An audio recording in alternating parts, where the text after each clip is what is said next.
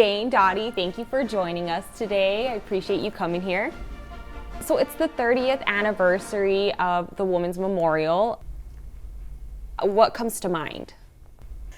I see a beautiful fall day in Washington, D.C.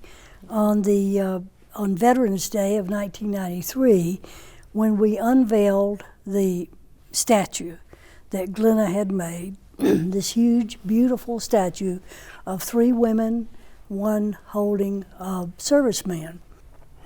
And so I see the crowds and the women who have been waiting on this forever. And it was just a wonderful sight to unveil it and dedicate it. And Dottie, what comes to mind for you? Well, for myself and many of the nurses, we had kind of had to hide out for years because people weren't real receptive to us having been nurses, and so it was just something you didn't talk about at all. And that day was so special. There were marches and really acceptance and seeing soldiers who were looking for their nurse. But the thing that I think about now is what's happened in those 30 years, that span of time. And I think the statue still does the same magic that it did on that day. Yes. Yeah, for me it's a statue about healing and about accepting us as we are, and camaraderie, which was very important in Nam. And then coming back to the States and getting separated, a lot of that camaraderie was lost. And so it was very magical to be in that environment again. Mm-hmm. And Dottie, tell me about this sculpture that you brought with you, this little one. Well, I was really lucky because when Glenda Goodacre, she was a sculptress who lived in Santa Fe, got the commission, I called and asked if there was any chance I could come and just see it when she was working on it.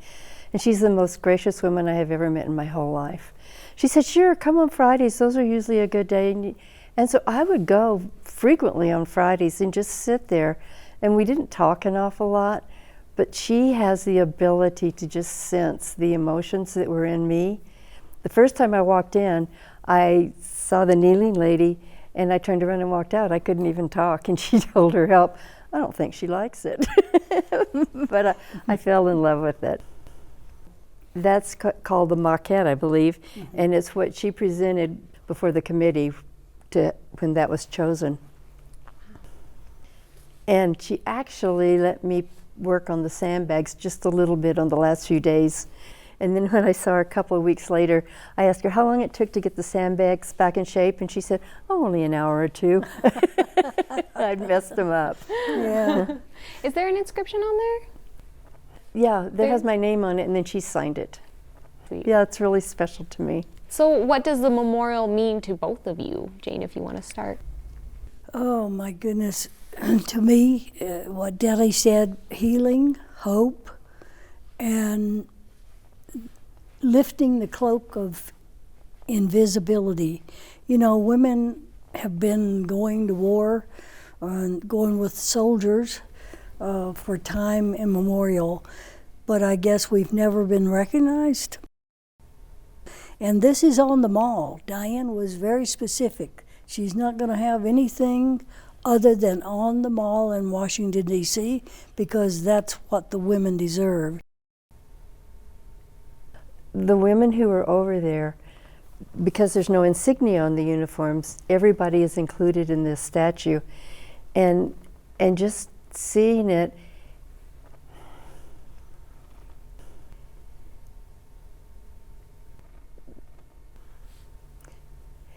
and the recognition, excuse me, still can't get over it.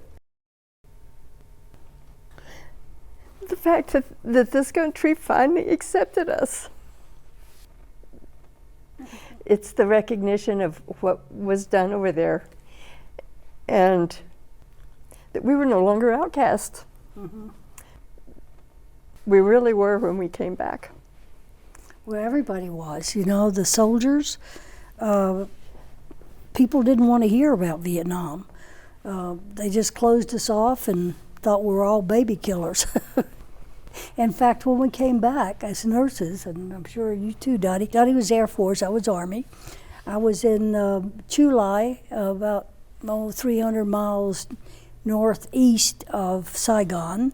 She was in Cameron Bay, which was down on the southern point. Midway.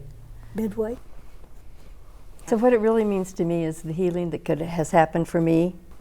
It's from the time that it was commissioned. And still today, whenever I think about the statue or I see it, the 23-year-old in me comes back, and I feel her pain. But because of the statue, I also feel the acceptance that the country has given to me, and I feel the respect that I feel now when I say I'm a Vietnam vet, which wasn't there before. But it's really a joy for me to have people respect what I and my friends gave, and then it always speaks to me about the camaraderie. There's just nothing like the bond that happens with your fellow nurses and the corpsmen and the team that you have working there. And it's something that can't be really replaced here, but it's essential for survival. Why is it important to have a memorial devoted to women? For so long, women were pushed in the background.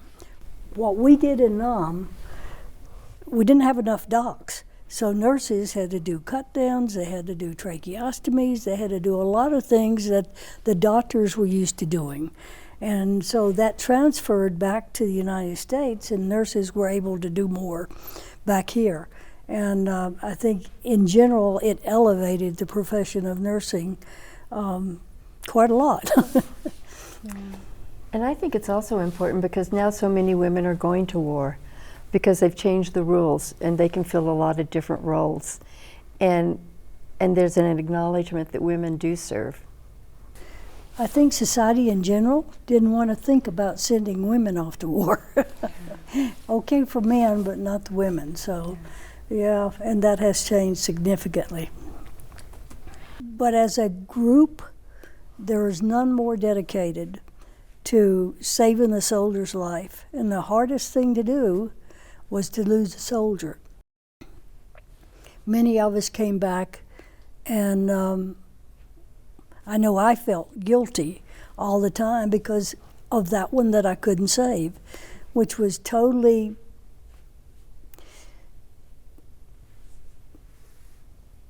understandable. You couldn't save them all, but you tried to. And I felt very guilty about the ones that I couldn't save. Not realistic at all, but that's when you start packing things down in this little box you have, and you don't open it for years. How do you describe the women that you were out there with? I think most of us were really young, but we felt old. Like I was 23, and I was probably almost to the top of the age group, right in there. But our patients were 18, 17, 20, and they looked up to us, and it was quite a role to have to fill. How important are those friendships, and what do you remember most about working together?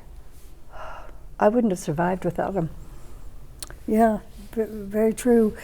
And the thing you remember the most, you laughed a lot, just to overshadow all the carnage all around you. At first, I didn't understand that. You know, you're these people laughing, joking, but that's a way of coping to try to get to the next patient or go through the next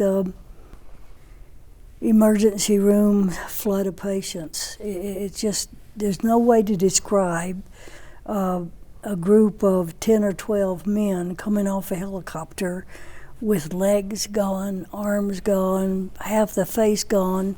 I mean, no one could prepare you for this. So as far as I'm concerned, the nurses, the corpsmen, the doctors did a magnificent job of taking care of the patients, not only their physical wounds, but their psychological wounds too. And then when you got off duty and you went back to the hooch, It was like there was someone there sometimes, if they weren't working, to have a cigarette with, to share a Coke with. And I think that was the most important thing of all, the unspoken communication that occurred. So then, what have you struggled with? Post-traumatic stress disorder.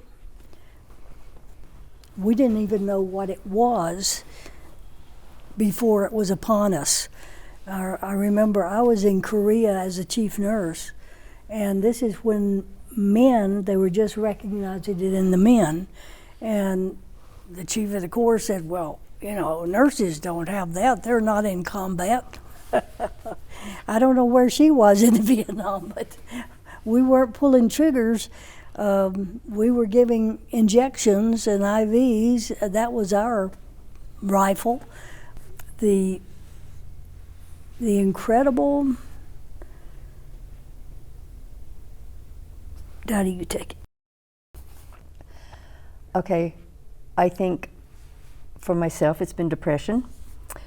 That's been something that I've really had to deal with. I had many suicidal thoughts, and I didn't realize what was causing it for a long time. When I came back, I decided that I could no longer have anyone die around me, so I got out of nursing and I became a dentist, and that took 7 years because I had to take a bunch of classes and then had to go to dental school. And I think that helped me keep that box closed because I was so busy meeting all these requirements that I could keep the lid on the box. But then just before I graduated from dental school, someone handed me a piece of paper that talked about nurses and PTSD. And I started to read it and I started crying and I tucked it away and said, I can't do this. And then the vet centers started. So when I moved to Santa Fe, I went to the vet center and I got in with a group of the guys that they were doing a group with. And it was real interesting because I thought they wouldn't want me there because there were so many needs of theirs that I had not met. And so I was ashamed about that. And they had really been in terrible battles, you know. And so I was really surprised when they were accepting of me. And that started to open the crack in the box. Yeah. And then I have done counseling at the vet center since then. And I have had a private therapist that I see. And I still get triggered. I work really hard at it. There have been many benefits that have come from that year that I served. Friendships that are beyond what you can imagine. And there's darkness too that comes with it. And it's learning how to dance with those for me. Well, where are you 30 years later? Older and fatter. Yes. Wouldn't you say, Jane? Yes, that definitely. But I feel like I have a little bit more control over my life now. I still get depressed. I still, you know, I'm still on medication. I still go to counseling. But at long last, I can sort of forgive myself for not saving that soldier that I couldn't save, you know? And I feel like I can, well, I know I can help a lot of people. And I would say to any nurse, military, if you're ever in a traumatic situation and you come back with all those feelings and thoughts bottled up, the best way you can help yourself is by helping someone else. I've always felt that way. And so now I help the pets with this spay-neuter program that we have, and it's very beneficial for me. I am much better than I was, even 10 years ago. That's amazing. I think. Yeah. Dottie might think differently. She's as ornery as she ever was. Well, what about you, Dottie? Where are you 30 years later? I think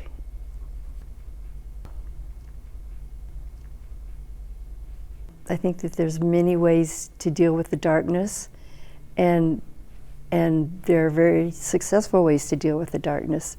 And just because it comes doesn't mean it'll stay. There's also joy, and there's great friendships, and there's wonderful things to do and eat. And life can be really good. So what still needs to be done to recognize women veterans? 50,000 more statues. No, I'm kidding. You know, this was the first statue to a woman on our nation's mall. I didn't realize that till Diane called me and asked me if I would help, and she told me this fact, and I said, "You got to be kidding. There's men all over the place on their horses and rearing up, and but not one of women." The closest one was in the Arlington National Cemetery. There's a nurse in the nurse's plot, and that's it. What did you learn and want to share with women veterans from different eras? Because that's actually kind of with the conversation we're having right now. I would want to share, you have to be the dream that you want to have. You know, what is that?